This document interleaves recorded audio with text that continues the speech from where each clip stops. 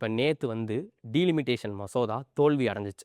இப்போ இதே பிஜேபி 2019 இந்த டீலிமிட்டேஷனை கொண்டு வந்திருந்தாங்கன்னா அது வெற்றி கூட அடைஞ்சிருக்கலாம். ஏன்னா 2019 அவங்கள்ட்ட 300 எம்பி இருந்தாங்க. இப்போ 2024 அதை விட எம்பி கவுண்ட் கம்மி தான். 2019 இருந்த வலிமையில் பிஜேபி 2024 இல்லை. அந்த ஒரு காரணத்துக்காகத்தான் டீலிமிட்டேஷன் மசோதா தோத்துச்சு, வெற்றி அடையலை. இல்லாட்டி டீலிமிட்டேஷன் மசோதா வெற்றி அடைஞ்சிருக்கும். 2019 ஜெயிச்ச அதே பிஜேபி தான் 2024 ஜெயிச்சிச்சு. ஆனால் வலிமை குறைஞ்சிச்சு. அதனால டீலிமிட்டேஷன் ஒரு மசோதாவே வரலை. அதே தான் நான் இந்த தேர்தலையும் பண்ண சொல்கிறேன்.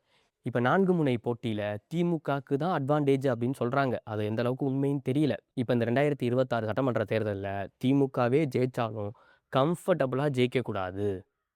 திமுகவோட வலிமை குறையணும்.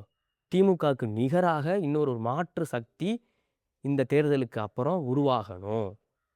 ஏன்னா 21 எலெக்ஷனுக்கு அப்புறம் ஸ்டாலின் விசஸ் அதர்ஸ்னு ஆயிடுச்சு. ஸ்டாலினுக்கு எதிராக திமுகவுக்கு நிகராக ஒரு மாற்று சக்தி இல்லாமல் போயிடுச்சு.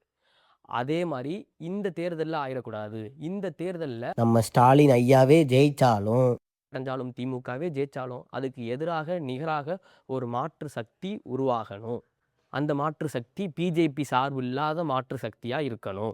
2019 பிஜேபிக்கு இருந்த வலிமை 2024 குறைஞ்ச மாதிரி 2021 திமுகவுக்கு இருந்த வலிமை திமுக ஜெயிச்சாலும் 26 குறையணும்.